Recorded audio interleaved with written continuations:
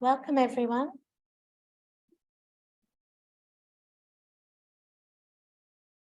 It's just wonderful to be in the same room with people, isn't it? Welcome to the third David Clarke Memorial Lecture, and welcome to you online. Welcome, Yoshi. Welcome, Sharon. My name is Carmel Masishi. I'm a lecturer here at the Melbourne Graduate School of Education and one of the co-leaders of the International Centre for Classroom Research. So on behalf of myself, Jan van Driel and Esther Chan, I welcome you to tonight's lecture. Today we're joined by the Dean from the Melbourne Graduate School of Education, Professor Jim Waterston, and I'm just going to invite him to the podium to give the acknowledgement. Welcome, Jim. Thank you. Please don't clap. Thank you. Good evening, everyone. As you heard, my name is Jim Waterston and I'm the Dean of the Melbourne Graduate School of Education, and pleased to acknowledge the traditional owners of the land upon which we meet tonight, the Wurundjeri people of the Kulin Nation, and I'd like to acknowledge elders past, present and emerging, and also like to acknowledge any Indigenous people who may be with us in the venue tonight or online. We also recognise that this land that we're on it's never been ceded, and that Indigenous people of 60,000 years were our country's first teachers, and being a graduate school of education, we like to remind people of that. I know Carmel said that I was just here to give a welcome to country, but acknowledgement of country. I do want to say a few words. I pushed my way in, but it's really important to me to be part of the David Clarke Memorial Lecture, the third one. We missed a bit of time and space during COVID, but it was just today. I was walking around, I was just saying this to someone, I was walking around to find a sandwich. It's hard to find a nice sandwich in this part of the world. And I realised that Refuel, our cafe, was open today for the very first time. And I just couldn't help, as I walked in, feeling David Clarke in the room.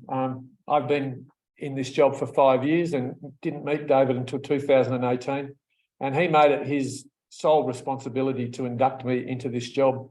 And that was done by sitting there in Refuel, having a coffee with him and many, many other people every day and talking about life. And so the David Clarke Memorial Lecture is about bringing people together, because that's what David did.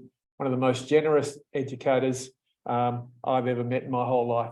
He wanted everyone to succeed.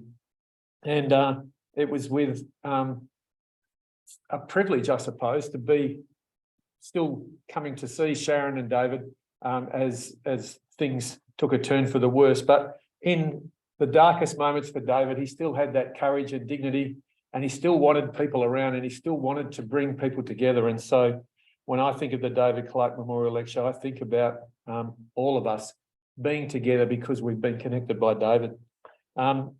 It was a great, you want me to get down, don't you? But I've got one more thing to say. It was great towards the sort of the last few months of David's life, when other organisations still made sure that he was in their thoughts by giving him awards, and being at Sharon's house and with David. It was just a wonderful opportunity to celebrate an amazing life well lived. So with that, Carmel, I did want to say that, but thank you for the opportunity to be here. And Yoshi, great to see you, and thank you for giving the lecture. I look forward to hearing it. Thank you.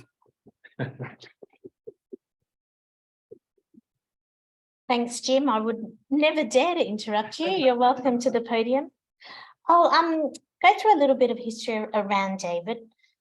He was well known internationally for his establishment and leadership of a substantial, internationally extensive, innovative research program in video-based classroom research. David was promoted to full Professor of Education at the University of Melbourne in 2004. For most of his career, David's research activity centred on capturing the complexity of classroom practice through a program of international video-based classroom research in more than 20 countries. The combination of theoretical, methodological and technological advances and the creation of the vibrant and active international research community moved the field towards greater critical self-reflection and increasingly sophisticated research designs, as well as research tools for understanding complex teaching and learning practices in different parts of the world.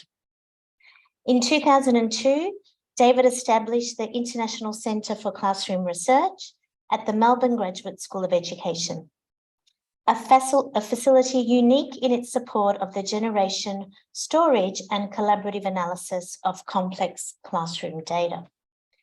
The Learner's Perspective Study, the flagship project of the Centre, involved an international comparative investigation of teaching and learning in the classrooms of competent maths teachers from 16 countries. That's the project that our speaker, Professor Shimizu, co-directed and co-led with David. It's lovely to see David's family represented with Sharon here tonight. Welcome so much, Sharon. And it is now my pleasure, just a few more minutes of me, unfortunately, to introduce and tell you a little bit about Yoshi, David's colleague, his collaborator, and his friend. Yoshinori Shimizu is a maths educator who works at the University of Tsukuba in Japan, where he's currently serving as the chair of degree programs in education. He was a consultant on the first Teams videotape classroom study and a member of the maths expert group from 2003 to 2009. So with David and Christine Keitel, he founded the Learner's Perspective Study, and he was the Japanese team leader of the project as well. He participates in the ongoing International Classroom Lexicon project that was conceived by David here at the University of Melbourne as well. And currently he's in his second term as president of the Japan Society of Mathematical Education. He has published books and journal articles internationally. Recently, he served as one of the guest editors with Berinda Kaur, myself, and Esther Chan for the special issue of ZDM Mathematics, Education, Understanding Complexity in the Maths Classroom, in memoriam David Clarke. Today, Yoshi will deliver his lecture titled Problematizing the Prerequisites for Classroom Research from the Learner's Perspective. Jan will moderate the question and answer segment following the lecture. You're all invited to contribute questions online in the Q&A function. Save your question in the audience towards the end, and I will come around with a microphone. I think you may have already noted that today's event is being recorded and will be made available. So please join me in welcoming Professor Yoshi Shimizu.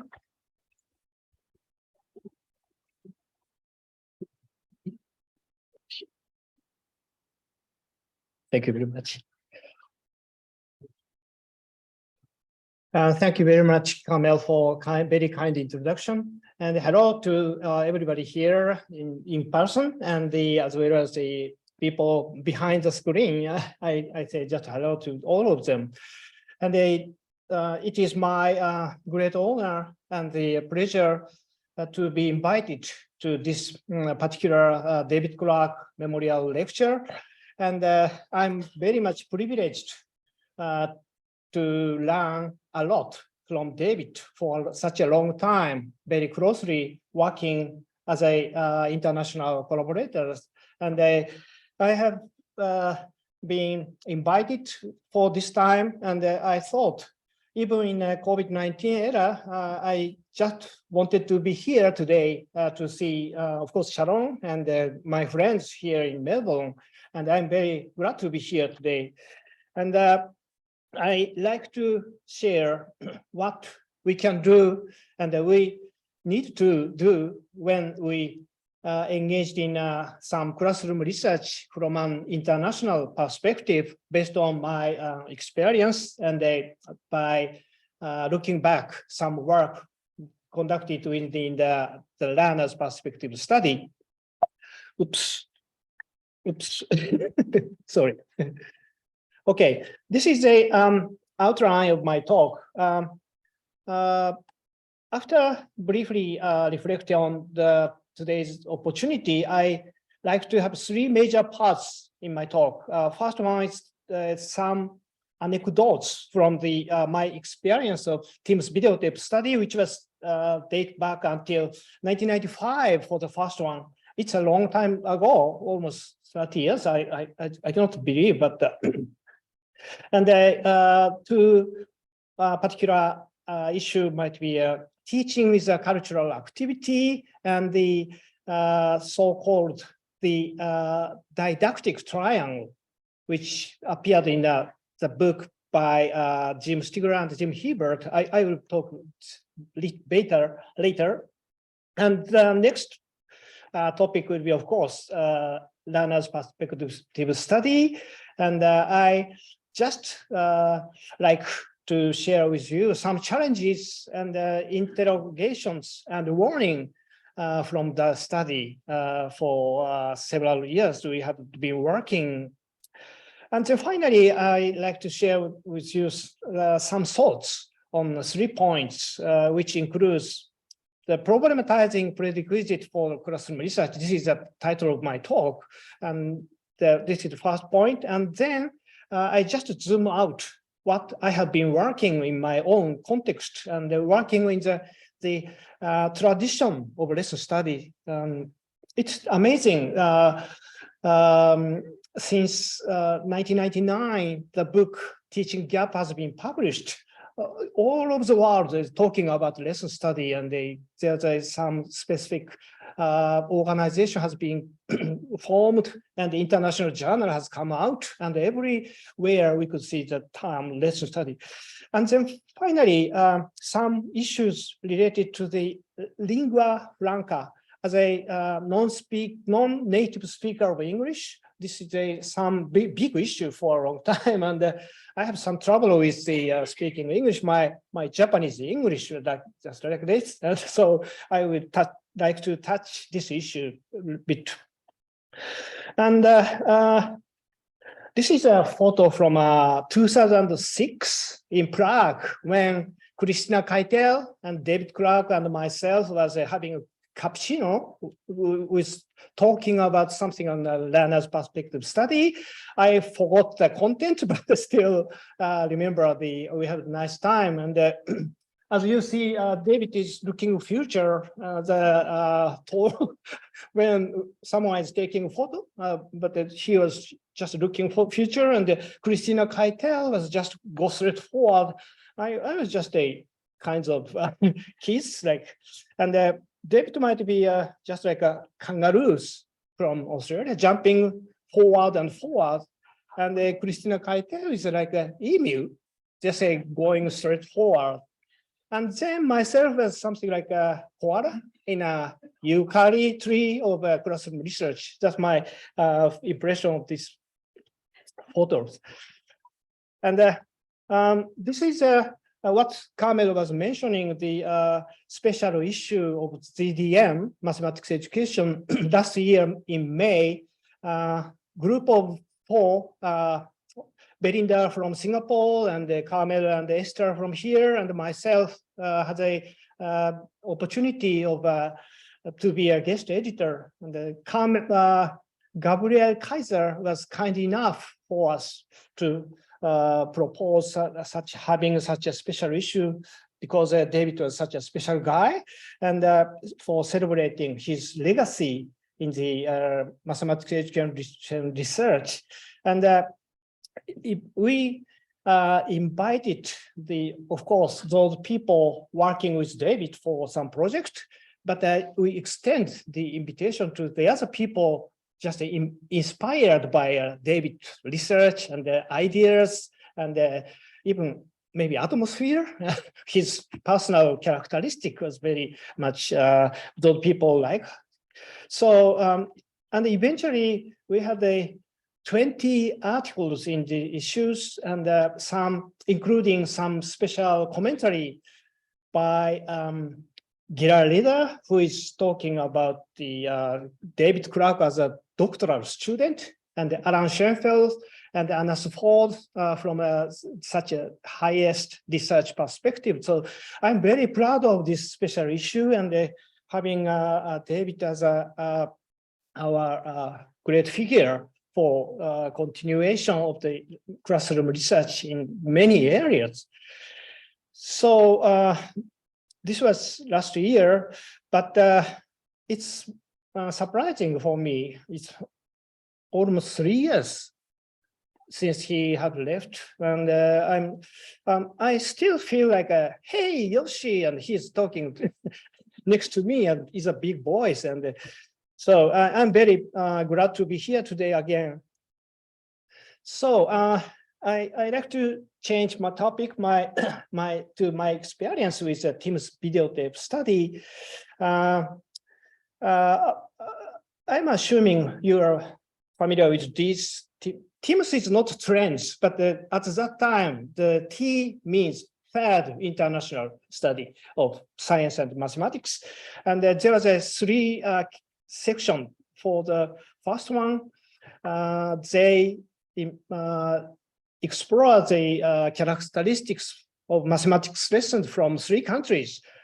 In total, 231 video was huge at that time, because there was just started to digitize the video, and using a V Prism, it is a kind of a software to analyze and so on. So it's huge amount of time and human effort has been conducted, and then they extended until to next Team's second video study, which is almost 700 video with 7 countries, and then they also down in the area of science.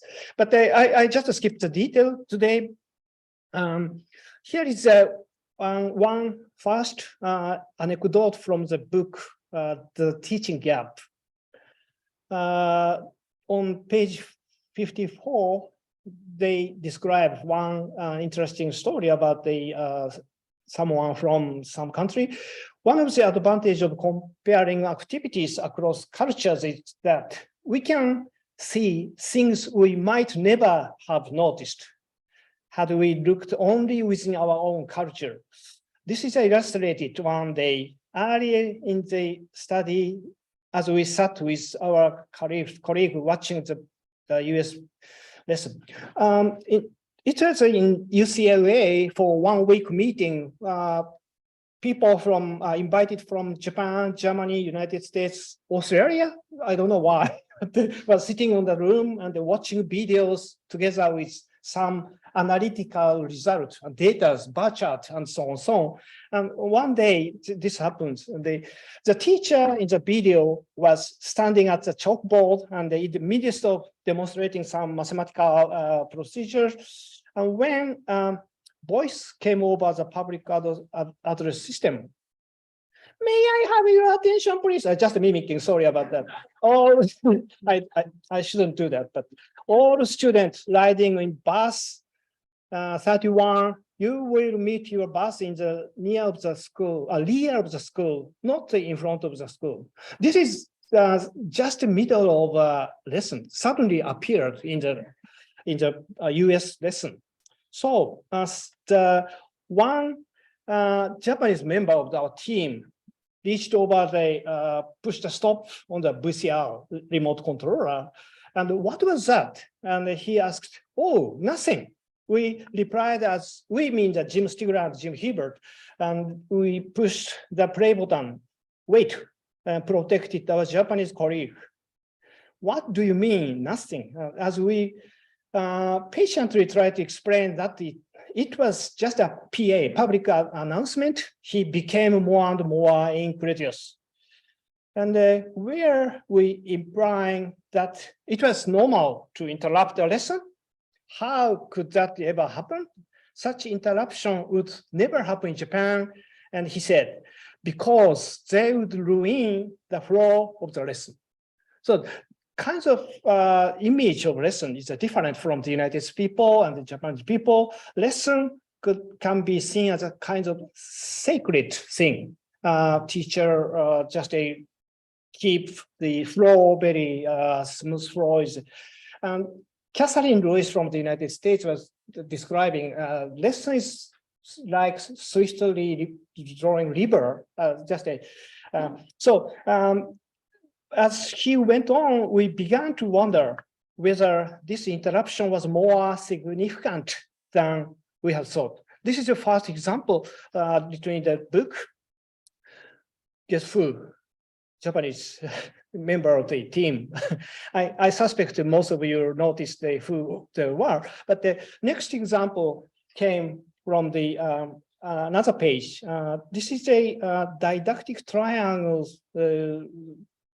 so to say. I'll just show you the anecdote. In the fall of 1994, after several months of watching tapes, they analyzed repeatedly, many times watching video, and they catching some details. And it came late on the last day of the meeting. One of the participants, professor of mass education, country were not specified, had been relatively silent throughout the day. We asked him if he had any observation he would like to share and make. And actually, I just mimicked his voice. Actually, he began. I believe I can summarize the main difference among the teaching style of the three countries. What a strong statement, like the Zeus, who knows everything. And everyone perked up at this, and that is what he had to say. In Japanese lessons, there is mathematics on the one hand, and there is the student another.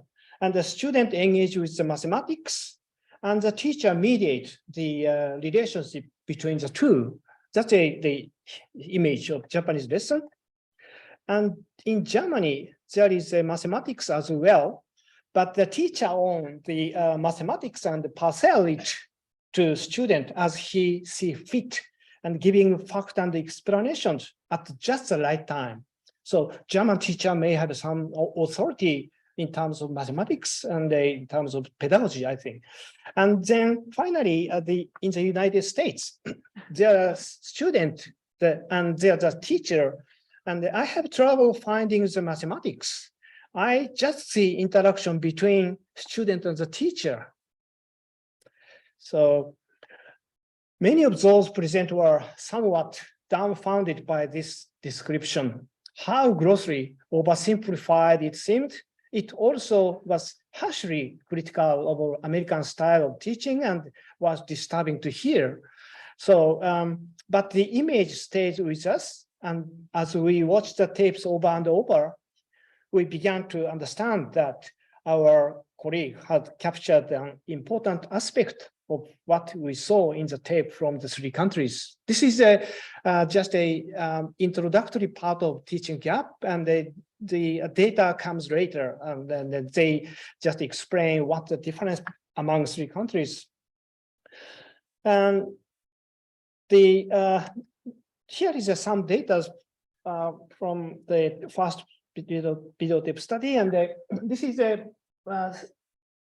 how many alternative solutions might there be in one class, and 1.7 from Japan, and mostly proposed by the student, something strange, maybe, and time spent for one problem. Australia for 3 minutes, maybe, and 15 minutes for Japan. I don't know why. How can we stay 15 minutes on one problem?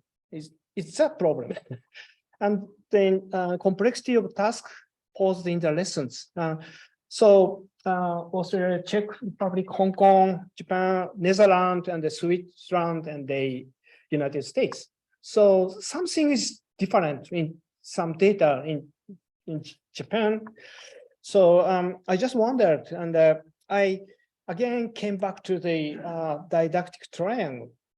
Maybe the portion of the student from a researcher's perspective from Japan might be bigger than other mathematics and teachers, and this data could be saying something about the characteristics of a classroom in each country. But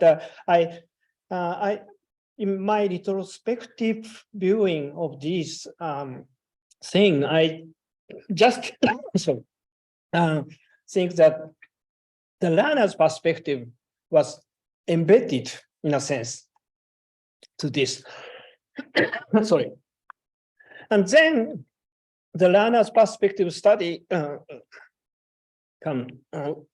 like to share some beginning of the project, contrasting perspective of lesson events between the teacher. I just like to share some findings from the previous one. And significance of complementary accounts approach should be emphasized. Sorry. I'm going to try and Yeah. just have a look. Thank you. And we had a in early 2000. Every year we had a symposium at some place like AERA or ECER or early in the European Congress on Instruction, Learning and Instruction, so on, so on. And for the beginning of the project, in 2002, we have a first symposium on the learner's perspective study in, this was in New Orleans, I guess, but anyhow, and 3 consecutive years, we had a symposium at the AERA, and the title of the symposium is something like this. Just for the first year, we have shared some theoretical and methodological issues for analyzing mathematics classrooms. And then next year, we just started to analyze some data from the LPS to explore to what extent the findings from Tim's videotape study we can find in our data and so on. And then we just changed the approach to the finding lesson structure to lesson events as a unit of analysis and so on and so on. And then we are very lucky to have a Jeremy Kilpatrick for, thanks so much, for 3 consecutive years. And he just cannot characterize the 3-year symposium structure, something like that. RPS, TPS, and LPS. RPS means that we are just talking about researcher's perspective for first year. That was Jeremy's comment. And TPS, we are engaging on a learner's perspective study, which we were supposed to do, but this project presentation was just like a teacher's perspective study, and he said. And then finally, in 2004, we are touching to the learner's perspective. That was characterization by Jeremy at this symposium. And I think the shift in focus would be, we have been struggling with that. Of course, I will skip this detail, but one of the strengths of the project was we collected 10 consecutive lesson data from the competent teachers with some voice of both teachers and the student. This was very powerful in complement the large-scale study like a Tim's videotape study. And I like to share some analysis later, but I just like to emphasize LPS became eventually an international community of people, just like ICCR became a community of people. And this is 16 countries. I think it's at maximum of joining the project, and a very variety of the country from east and west and the northern part and the southern part. And so the project produced very interesting data set, I think. So the initial analysis was something like checking and examining lesson patterns, which was specified by Tim's videotape study. And we each try to analyze the LPS data in relation to the Tim's coding scheme. And general question below we can see, is the lesson an appropriate and effective unit of comparative analysis? And I know the new study by OECD, a GTI, Global Teaching Initiative, which was formerly called as a TALIS videotape study, used a similar approach to this, 2-3 consecutive lessons, and the unit is not the lesson, but a segment of lesson. And so I saw some commonality in this approach.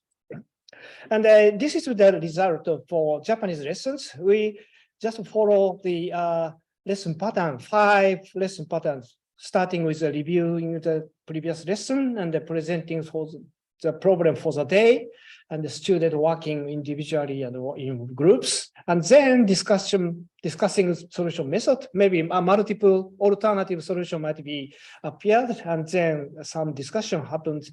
And then finally, a teacher highlighting, summarizing. We say matome in Japanese. And so what's happened to each of 3 schools within 10 consecutive lessons?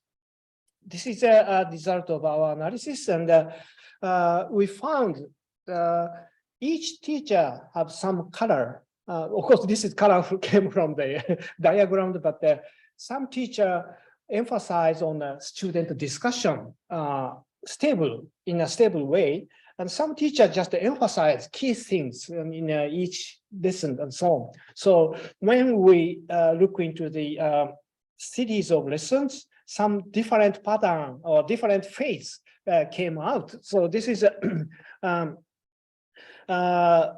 described in addressing challenge in national script. This is one of the topic the LPS has been tackled with. And the next topic I like to share with you is some just juxtaposing the teachers and the student perspective on the same lesson event. So we have some promise of a description of teaching and learning should be taking into account both teachers and the student intentions and perspectives. And then the LPS did have some specific protocol for stimulated recall interviewing with the teacher and the student. It's a bit detailed, but I just highlight. The teacher and the student are given to the remote controller of the video. They have just participated in, and then they just requested fast forward the video until you find something important for you. Of course, some students may just forward, and then nothing. This could be happen, but most students have identified, oh, this was very important point because and this point, my teacher came to me to ask a question. So this part was very important, and so on, so on. And from the teacher's perspective, intentionally, she did something because this is important. So this is some agreement and the difference between them. And they also, the prompt 7, I said, what is good lesson for you? And so there's an opportunity to look into the agreement and the discrepancy between the teacher and the student. And this is some result, perceived event felt to be significant for the teacher and student. We could see some agreement, or when teachers are highlighting something, oh, we have learned something today, and the student also identify as important, but so many places, students just ignore what teachers think important. On the other hand, student was thinking this is important, but the teacher just didn't notice. This it's a complexity of classroom practice from student and teacher's perspective mixed and mutually supportive, or some having some discrepancies, very complex from these data.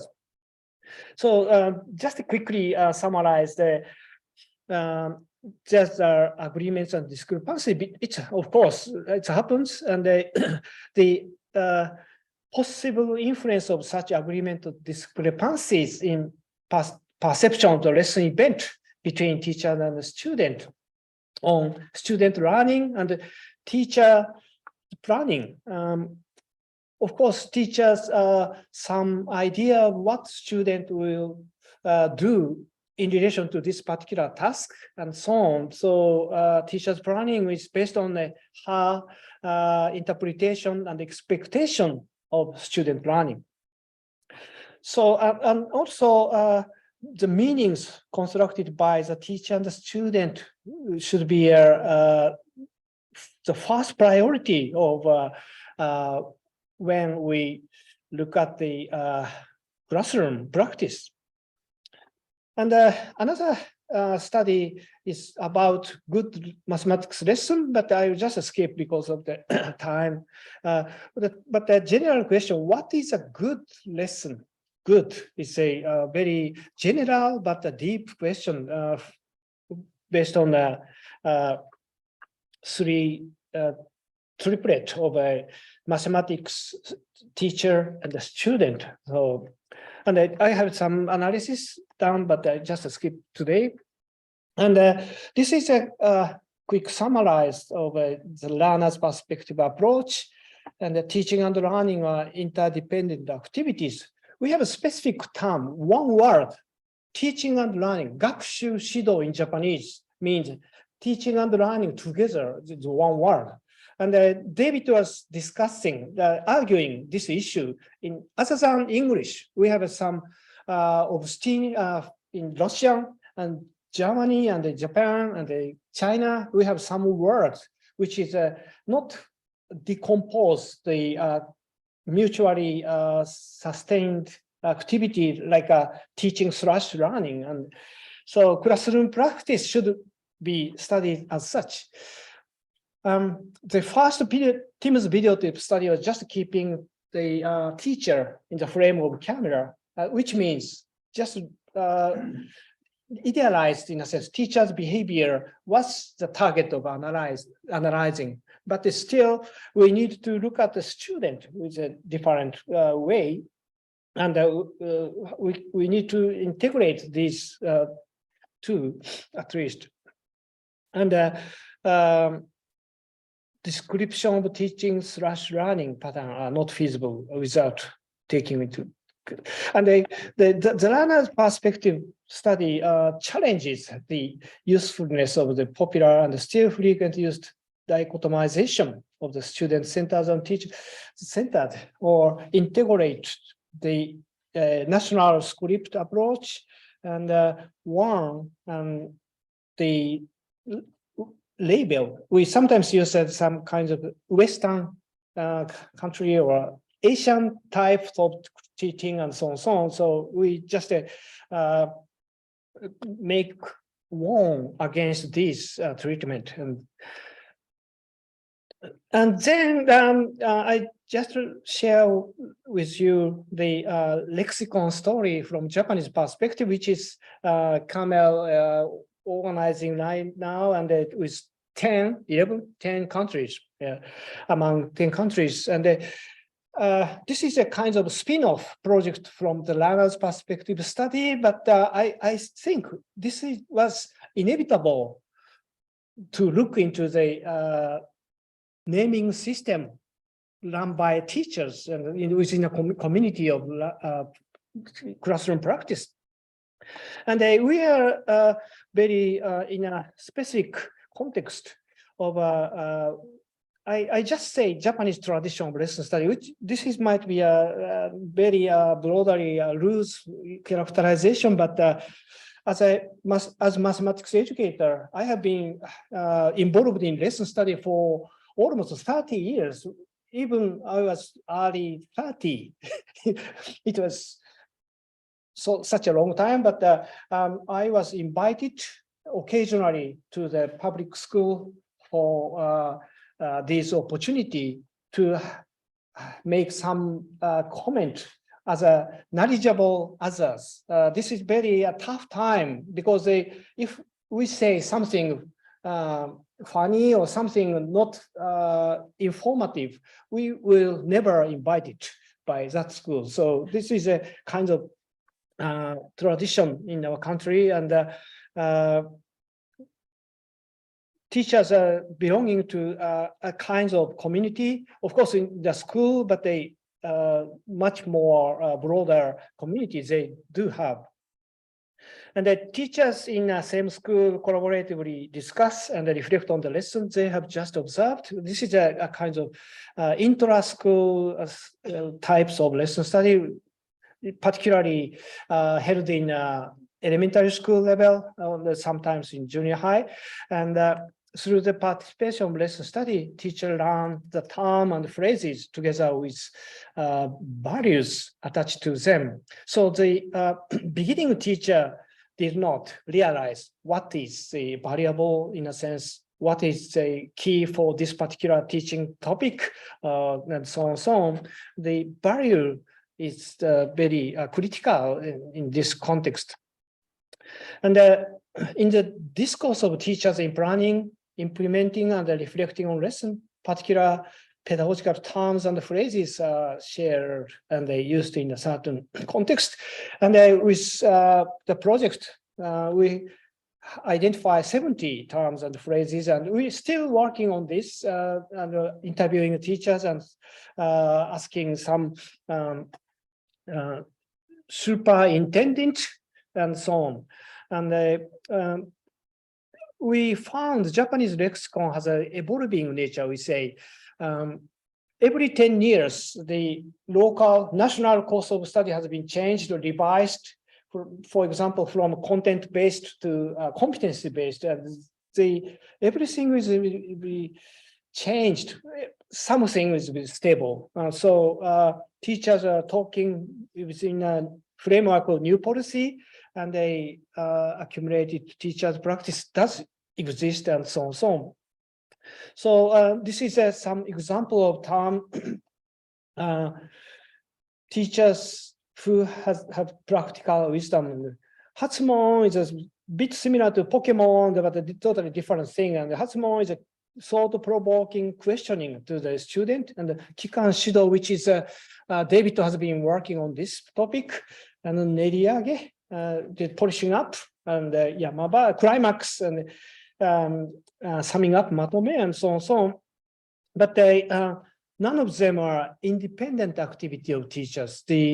Each particular term and lexicon comes from the co-constructed activity within the classroom for such a long time, and they're still changing. So we're still working on that. I have having these looking back of some findings and reflecting on something, and I just make 3 points for today, problematizing the prerequisite of classroom research, and working in the tradition of lesson study and issue related to lingua franca. The first point would be just I have looked back with international comparative study. I had been involved in such a long time, and I realized we have some basic assumptions about classroom practice. That is a result of long history of local educational practice, and every development was a response to emergent local need or some policy change, and a local value can be reflected, and well entrenched or established practice sublimate this history of development the LPS as a community of researchers has been guided by a belief that we need to learn from each other. Otherwise, we could just have some boundary of keeping some practice, but we sometimes need having some mirror to look at ourselves, what we are varying and what we need to improve in some aspect, and so on and so on. And the documentation of the practice of classroom in other countries causes us to question and revise our assumption about our own practice and theory on which that practice is based. The theories in our case, in Japanese case, was based on experience, not yet theorized in a pure sense. The LPS has provided us an opportunity for problematize our own assumptions in some way. And then working in the tradition of lesson study, as I mentioned before, we Japanese math educators are working with the tradition of discussing the improvement of teaching mathematics on site. Well, so sometimes we observe lesson together with the teachers and discuss something, and then we are expected to be knowledgeable others who will provide some framework for some new perspective and some mathematical background and the pedagogical big ideas and so on and so on. But the major focus is on student learning. And analysis of a classroom lexicon suggests that teachers' effort for improving lesson includes the kinds of amalgamation of the learner's perspective and their own perspective through the lesson study cycles. Teachers keep going to having learner's perspective embedded in their teacher's perspective. So kinds of amalgamation will be made. And we noticed that importance of attending to the benefits to researchers of having continuous interaction with the teachers and from whom we can learn the mutuality of teaching and learning. So lesson studies are not just a one-day event. This is a continuous effort, and focusing on the student learning as a key, not only professional development, of course, but the student is also key player for the study. And the issue related to the lingua franca, I'm not familiar with this idea, but as a non-native English speaker, we have some difficulties of explaining what is going on inside our country, inside our school classroom. But international comparative study offers us more than the insight into the novel, interesting, and adaptable practice employed in our school system.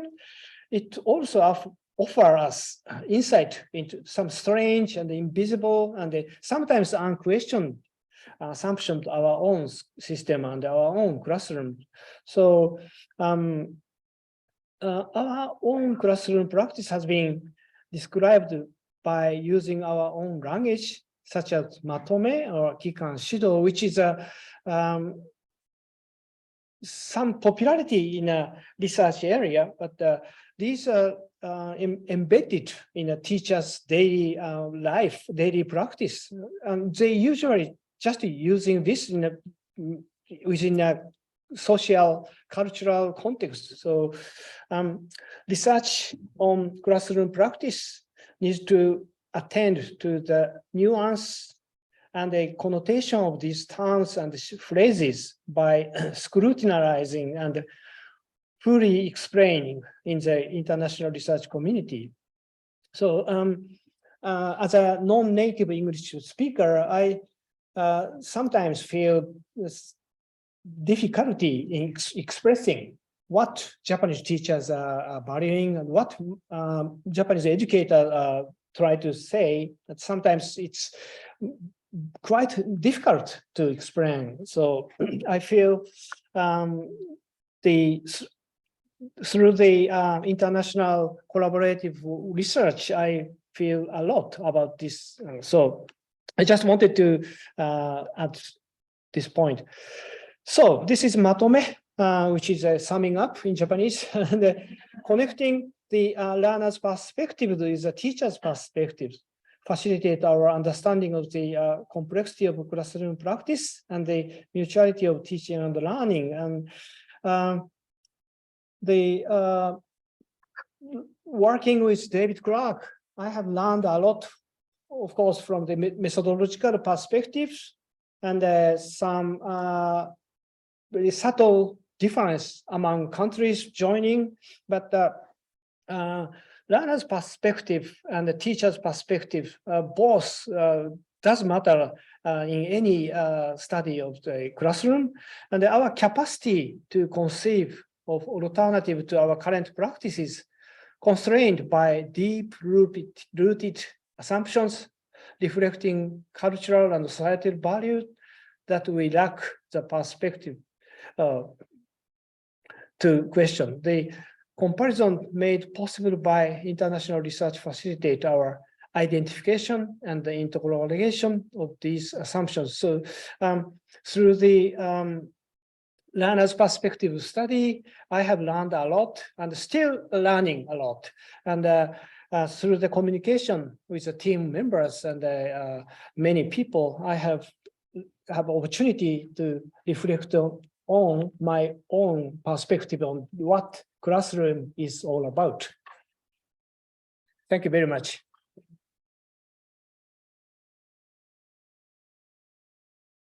Yes, We're going to set up for a Q&A, but while that's happening, we need chairs. Yoshi, I just want to listening to your lecture today, I was reminded of stories that David used to tell that now I think might go down in legend, and the influence that you had on David's work. So there was a time where Yoshi was looking at an Australian classroom, and he commented to David, "Your teachers never sit down." And he said, "We have a name for that." Now, that one comment that you made to David sparked off that really large study on that practice of when the teacher roams around the room, Kikan Shido, across many countries, and there are many papers written around that. But in addition to that, it sparked off the International Classroom Lexicon Project, or one of the conversations that did that. Because David was interested in what are these practices that are named by other communities that are not in the lingua franca of educational research, which is English. So thank you for that, because I think that you had a wonderful, synergy with David where you were able to build on each other's work. And thank you for reminding us today. Thank you for your comment. You're welcome. So you should hopefully be adding questions, everyone online, to the Q&A function, with which Wee-Tiong is going to read. And now I'm introducing Professor Jan van Driel. Now, would you like to take a seat? Yeah. And I will try to find a suitable Thank you so much. view. Do I need a microphone or? Maybe let's do this. Maybe we need that. Oh, okay. For the webinar, I've chosen. Yeah, maybe for the people online. Oh, I will need a microphone. So we're just adjusting the view for the people online. We can turn some lights on, I think. No. I hope it's working. My light is green, so I trust it's working. No?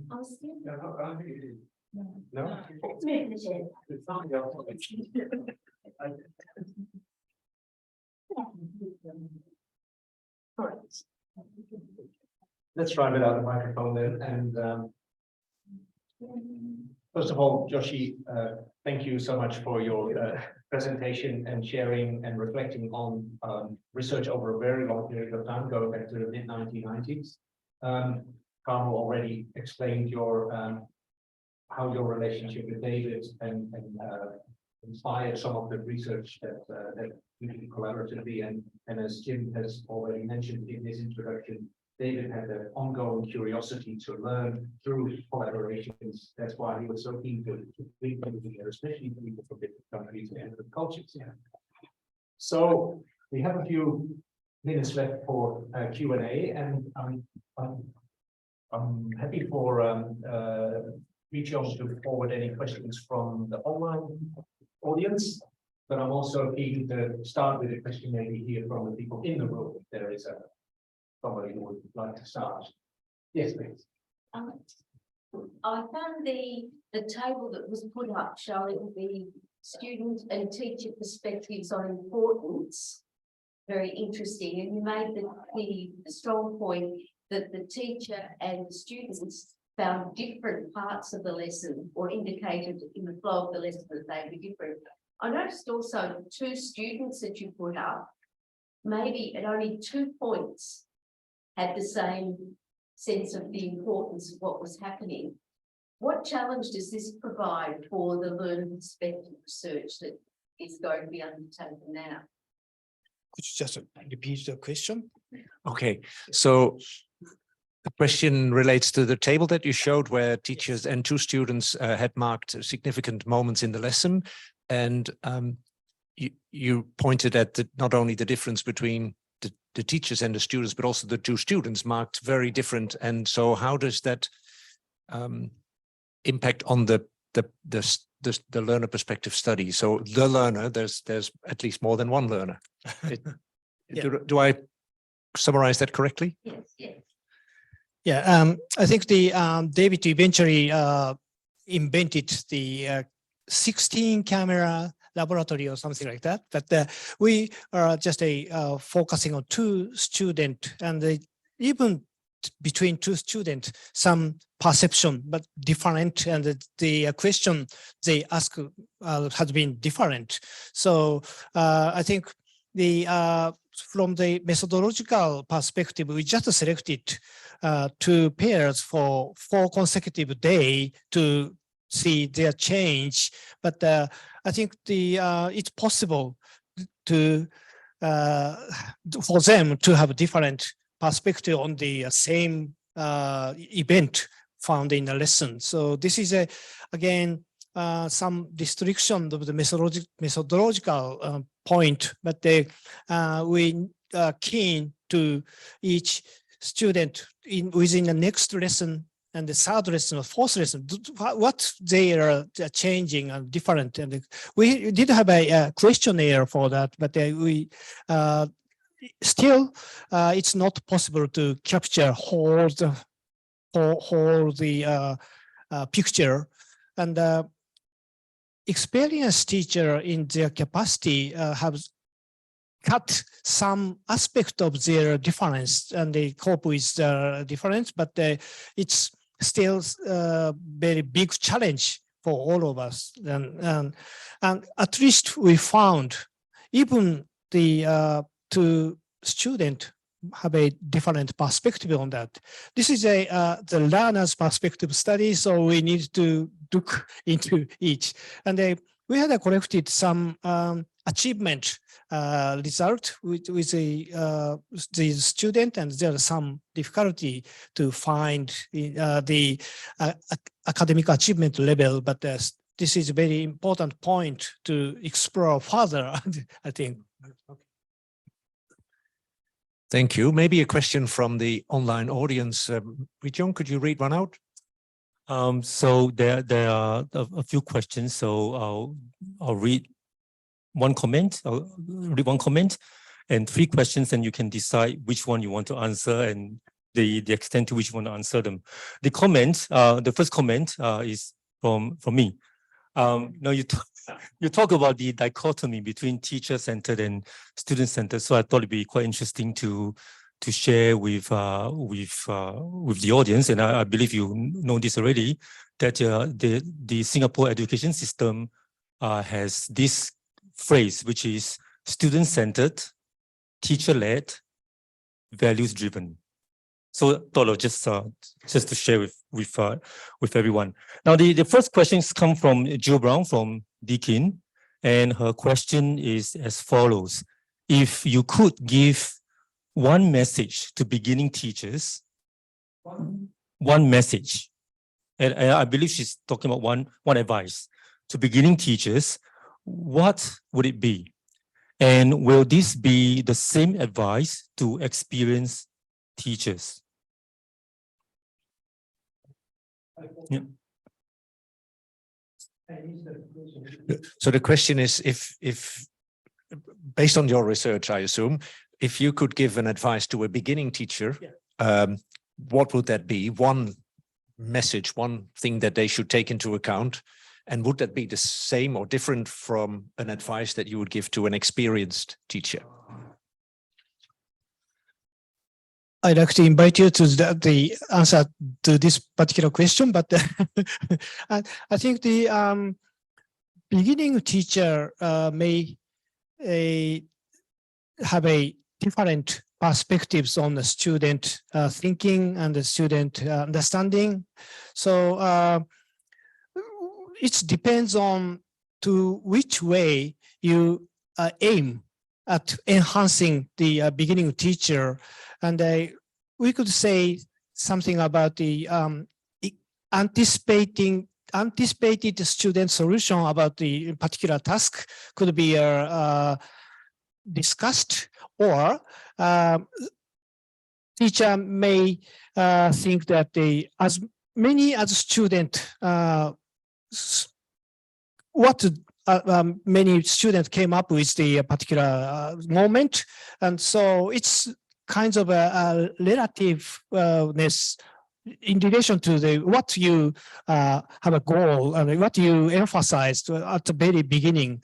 So, and for the very beginning teacher may not be familiar with what students think about the mathematical task. So this could be one main point to point out to the beginning teacher. I may miss the question, but Would you say the same thing to an experienced teacher?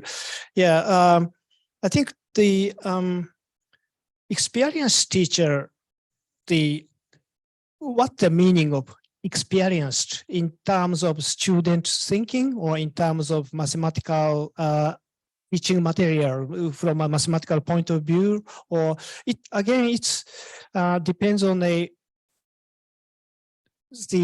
school system, which elementary school teacher do everything for every subject teaching, and the mathematics teacher at the junior high teach only mathematics, and so on, so on. But again, even an experienced teacher may not be familiar with student understanding, a student solution came up with. And as you see, the bar chart from Tim's videotape study, alternative solution method should be recognized beforehand the lesson starts. So the experienced teacher may well familiar with these possible expected student solution. What would be might there be in relation to some specific tasks? So this might be.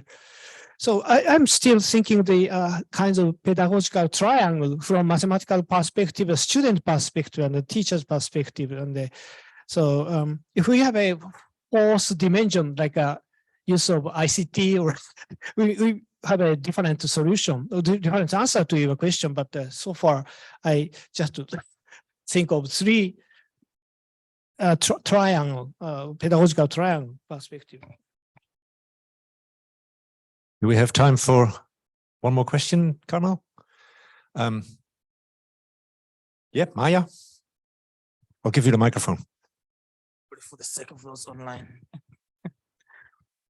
My question comes from one of the graphs that you showed, where you were looking at the time taken to solve a particular problem by students in different countries. So I was just interested to understand, did you further investigate the possible interrelations between the time taken to solve the problem and the classroom practices in those respective countries? I don't know why. I had some trouble. Sorry about that.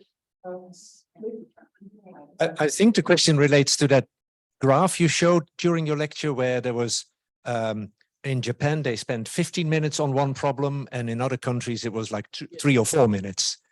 And then your question relates to, did you compare how in those countries, how the time they spent on a problem relates to the classroom practice, the way that the lessons was organized? Do I summarize that correctly? Yep. Yeah. I think the time spent for each task should be related to the general structure the teacher intended to teach something. And it's partly because the data collection of Tim's videotape study, because they came one day to shot one lesson. In Japanese tradition, the teacher might be prepare the introductory part of the unit, which might in which the task may survive 10-15 minutes for the starting to introduce some mathematical new idea, which may takes 10-15 minutes for spending. And I'm not so sure about the other country, but this videotape study explain something like to motivate student involvement in entire 40 minutes, 45 minutes. Teacher may change some topic within a short period. So I think the basic idea of what lesson students are interested in might be different among countries. That's my impression. Did I answer to your question? I don't know why. It's okay, Yoshi. We're all, not all, but some of us in this room are second, English is our second language, and I think you're doing an amazing job. And we may have time for one more, Carmel. Maybe one more from the online forum to finish off with. Wee Chung, you choose. Okay, so one more question for Yoshi. Which is that Yoshi mentions about if we want to understand the lesson patterns, so the patterns in the lessons, it is important to be able to understand the teachers and the students' intentions and perspectives. What is your advice on how to go about understanding the intentions and perspectives of teachers or your colleagues or even the students that you're teaching, especially in a multicultural setting and classroom? Yeah. This could be a very tough task, but in the Japanese context, we do have some lesson plans described in detail. In this case, we could see a lot the intention of teachers, first of all, and afterwards, if we observe student within the classroom, we could have some information about the student learning. But in a general scene, it might be difficult such a to capture the complexity of a classroom as a whole. So I think I'm answering question. I'm just not sure about the answering question in a proper way, but finding the proper way to see. What was the question? It was about the intentions. Intention might be specified, and the perspective should be specified. It's not easy to identify prior to the lesson, but so we need to have some questioning maybe afterwards, or listening to the voice of student later, and they having their notes and so on. So multiple layer of the way should be incorporated in some way. Yeah. Thank you. Thank you so much, Yoshi. And I'll hand back to Carmel to conclude this That was a challenging question. Yes. wasn't it? The classroom is so challenging, and there are so many practices in the classroom that are so complex, have more than one intention, and you know, but you did very well. Yeah. Thank you. So I'd like to thank Professor Jan van Driel and Professor Wee-Tiong Sia for moderating the Q&A, for all your wonderful questions, for your questions online. But our greatest thanks are to you, Yoshi, because of you accepted our invitation to deliver the 3rd David Clarke Memorial Lecture, and I think you did a wonderful job of honouring David's legacy. Thank you.